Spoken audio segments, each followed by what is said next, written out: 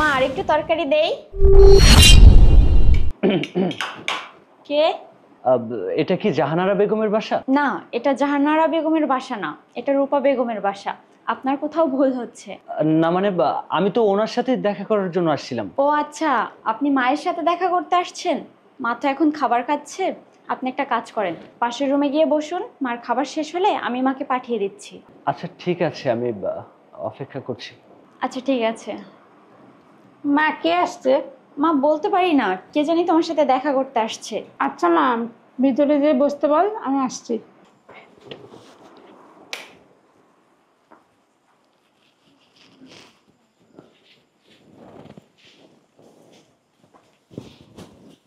কে কে আসছে আমার সাথে দেখা করতে? আমি আমি সূর্য, আপনার সাথে দেখা করতে আসছি। বসে কথা বলি। হ্যাঁ হ্যাঁ অবশ্যই, বসো। আপনি আমাকে চিনতে পারছেন? আমি তো তোমাকে ঠিক চিনতে পারলাম না। আর কেমন করে এবার চিনবো? তুমি কোথা থেকে আসছো বাবা? আমি ওই যে ঢাকা মিরপুর 11 নম্বর সেক্টর থেকে আসছি। ওই যে আপনি স্টাফ কোয়ার্টারে চাকরি করতেন না 11 নম্বরে, আপনার মনে আছে? আমার বাবাও চাকরি করতেন। বা আমার বাবা শফিক, মানে আমি আপনার ছেলে সূর্য, চিনতে পেরেছেন? তাহলে কি এটা আমার আগের ঘরের সন্তান সূর্য? না না, কোনোভাবেই এটা জানতে দেওয়া যাবে না। তার আগে ওকে এখান থেকে বের করে দিতে হবে। মা? এই ছেলে, এই কিসের মা? আর চুপ করো, একটা কথা বলবা না।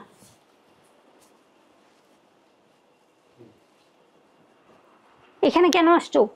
দেখো, তোমার বাবা কি এখানে পাঠিয়েছে সম্পত্তির ভাগ নেওয়ার জন্য?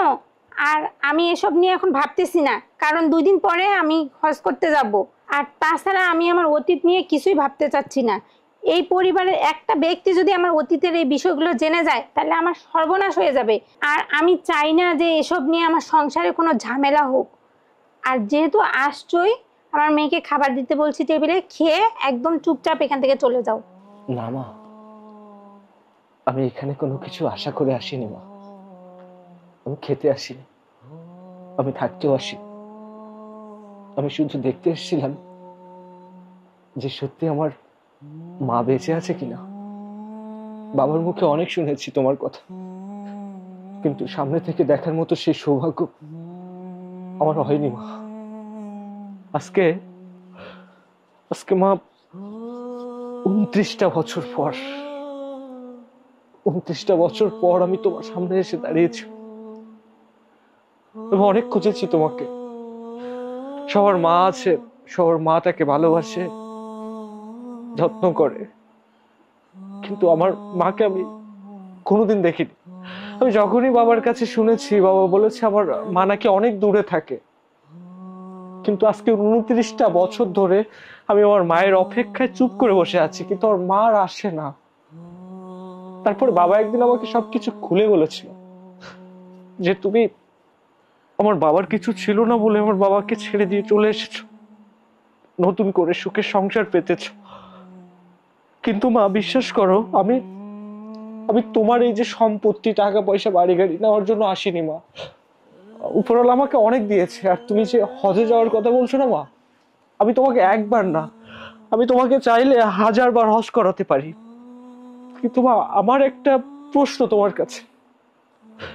আমি মানছি যে বাবা অন্যায় করেছে, বাবা কি করেছে আমি আমি সেটা জানি না, আমি তখন অনেক ছোট ছিলাম। কিন্তু মা, আমি তো নিষ্পাপ ছিলাম, আমি তো কোনো ভুল করিনি। সন্তান যতই অন্যায় করুক, মা তো সেই সন্তানকে ফেলে দেয় না মা। মা, আজকে তুমি তুমি তোমার এই পরিবারের কথা ভাবছো, এই পরিবারের সন্তানের কথা ভাবছো, স্বামীর কথা ভাবছো, কিন্তু মা, ওই ফেলে আসা পরিবারের কথা একটাবারও কি তুমি ভাবো নাই মা? মা, তুমি বিশ্বাস করবো না মা, আমি প্রত্যেকটা দিন, প্রত্যেকটা সেকেন্ড আমি শুধু অপেক্ষা করেছি যে আমি আমার জীবনের বিনিময়ে হলেও আমার মাকে একটা নজর আমি সামনে থেকে দেখবো। আমি এতদিন ভাবতাম আমার মা খুব ভালো, কারণ আমি তোমাকে দেখিনি, আমি তোমার সম্বন্ধে কোনো কিছু জানি না।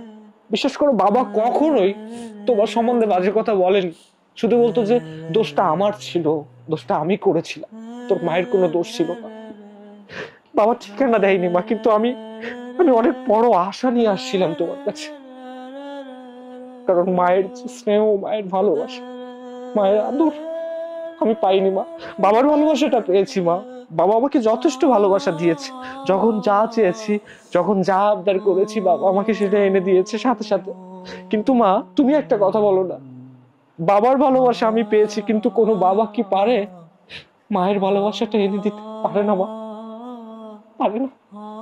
আর আজকে আমি এতদিন পর, বিশেষ করো একদিন দুদিন না, আমি 29টা বছর ধরে খুঁজতে খুঁজতে বাবার কাছ থেকে আজকে ঠিকানা নিয়ে আমি তোমার বাড়ি চলে এসেছি।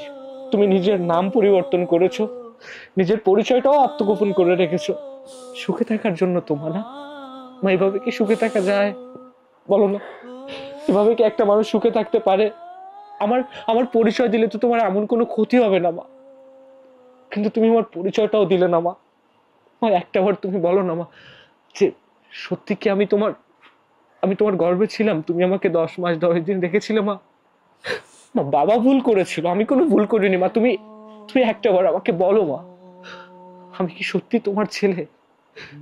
একটাবার বলো না মা, আমি একটাবার শুনে এখান থেকে চলে যাবো, আর কোনোদিন আসবো না মা। একটাবার বলো।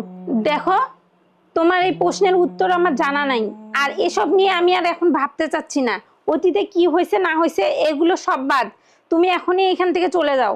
হ্যাঁ মা, চলে যাব, থাকতে আসিনি আমি। তবে মা আজকে মনে হচ্ছে বাবা সেদিন আমাকে ভুল বলেছিল। বাবা বলেছিল সব দোষ বাবার, কিন্তু আজকে বুঝতে পারছি সব দোষ তোমার। তুমি নিজের সুখের জন্য আমার বাবাকে ছেড়ে দিয়েছো, এমনকি আমাকেও ছেড়ে দিয়েছো। বা সবকিছু করেছো তো নিজের সুখের জন্য, তাই না? এই সুখটা তুমি কোনোদিন পাবে না, কোনোদিন পাবে না তুমি। আমি এতদিন তোমাকে দেখিনি, আমি ভাবতাম আমার মা খুব ভালো মানুষ, আমার মা খুব ভালো, পৃথিবীর সব থেকে সেরা আমার মা। কিন্তু আজকের থেকে মনে করব আমার মা নেই। এরকম মা কোনো সন্তানের জন্য আর না হয়, যে মা নিজে সুখে থাকার জন্য নিজের ছোট্ট বাচ্চাটাকে ফেলে দিতে পারে, নিজের স্বামী সংসার ফেলে দিয়ে নতুন করে জীবন শুরু করতে পারে, সে কখনো আমার মা হতে পারে না। আজকে থেকে মনে করব আমার বাবাই আমার মা, আমার বাবাই আমার বাবা, আমার আর কেউ নাই। তবে মা আমি চলে যাচ্ছি, মা, কিন্তু যাওয়ার আগে তোমাকে একটা কথা বলে যাই। সুখে থাকার জন্য না মানুষ অনেক কিছু করে, কিন্তু আমি কোনোদিন শুনিনি সুখে থাকার জন্য মানুষ তার নিজের পেটের সন্তানকে অস্বীকার করে। পারবে না মা, তুমি কোনোদিন ভালো থাকতে, তুমি তুমি কোনোদিন ভালো থাকতে পারবে না মা। আমার কাছে আজকে থেকে তুমি একটা অপরাধী। দেখো, তুমি যে আমার ছেলে এটা আমি কখনো অস্বীকার করতে পারবো না, কিন্তু আমি তোমার পরিচয় দিতে পারবো না। তুমি এখান থেকে চলে যাও। যাবার সময় তুমি যে পরিচয়টা দিলে আমি এতেই খুশি। আমি যে তোমার সন্তান, তোমার গর্ভে আমাকে 10 মাস 10 দিন ধরেছিলে, তুমি যে বলেছো, এতে আমি খুশি হয়েছি। আমার আর কিচ্ছু চাই না। তবে আমি আর কোনোদিন আসবো না এখানে, তোমার সমস্যা হোক এটা আমি চাই না। তবে মা একটা কথা বলবো তোমাকে, আমি শুনেছি মা যতই খারাপ হয় সন্তানের কাছে, পৃথিবীর সব থেকে সেরা মানুষটা হচ্ছে তার তার মা। আমি তো চলে যাচ্ছি, যাওয়ার আগে আমি তোমার পা ধরে একটু সালাম করে যেতে চাই মা। মা আমি জীবনে না মা, আমি জীবনে কোনোদিন বাবার কাছে কিচ্ছু চাইনি।